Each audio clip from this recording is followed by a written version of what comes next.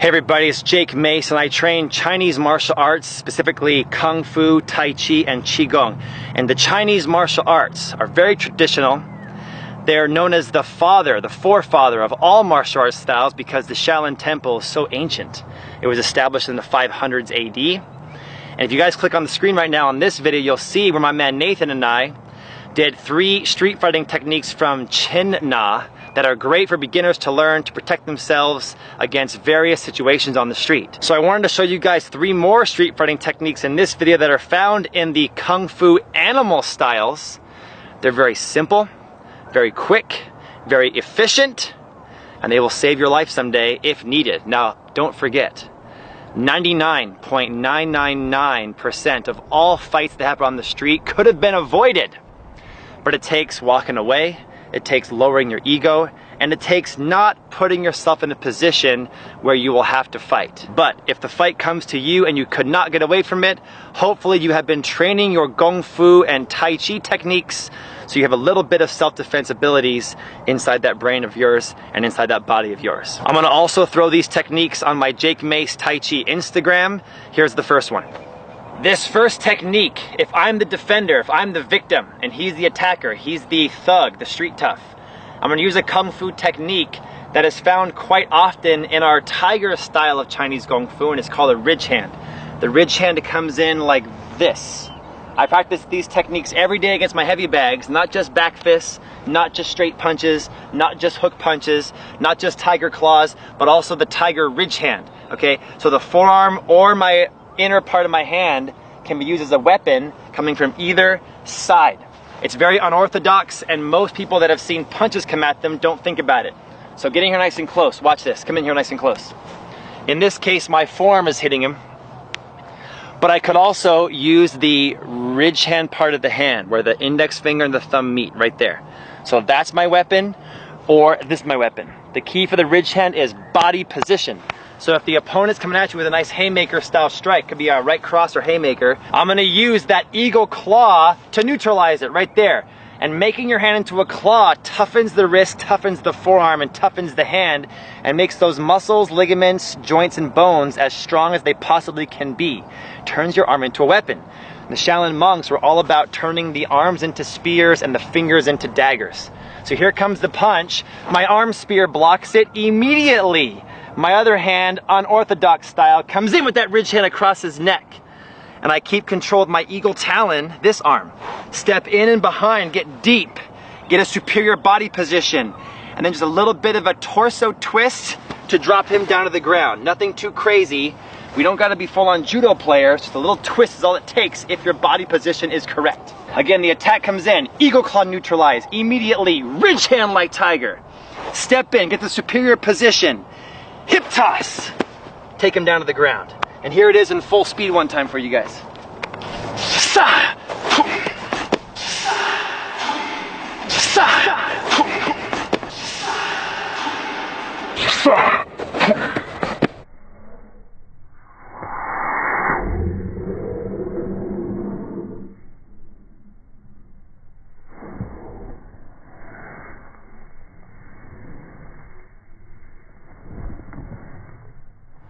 If I'm gonna throw a punch, I wanna throw from a good sparring position and then have a nice chambered defense that leads me into a solid punch right inside like this. When I'm shooting a gun, I wanna cock it back, boom, and then fire it. So chambering the stance or chambering the gun is very important, and with kicks, we have to chamber our kicks. So the second technique for these street fighting techniques from Animal Kung Fu comes out of our bird system. One of the most common kicks found in bird style Kung Fu is the push kick or thrusting kick.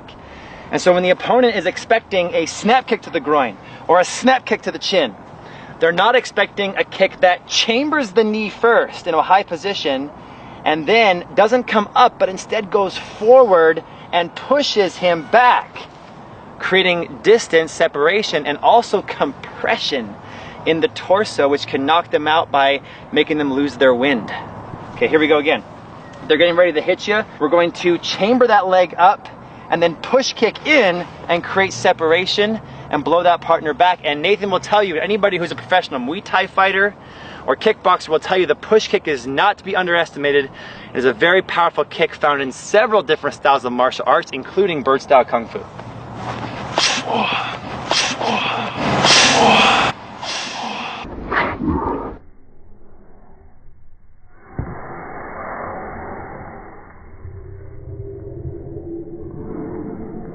And our final third technique for this video is from snake style kung fu. The first move is a defensive move from the snake's tail. If the straight punch comes in, that right straight, right for my nose, and it's trying to get really close and trying to knock me out right in there, and it's kind of get all over me and really going to knock me out, okay, square in the nose.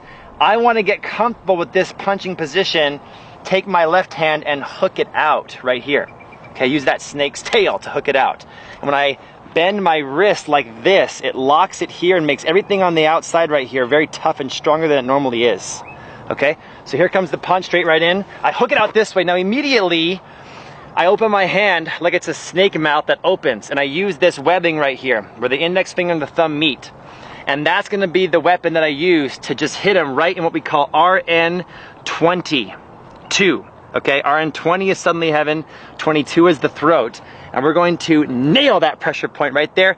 We could definitely cause knockout here because we can hit him in the neck so hard that he can still breathe, but his brain gets shaken to where he's knocked out. So very dangerous, so be careful with these techniques.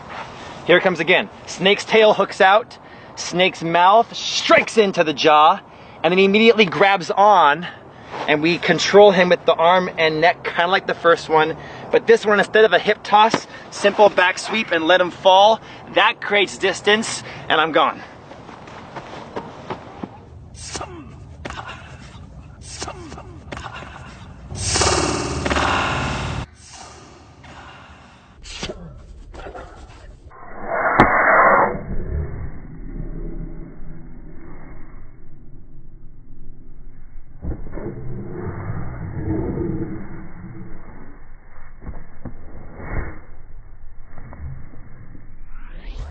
Hey everybody, if you want more of these kind of moves, in the YouTube search bar, search Jake Mace Street Fighting.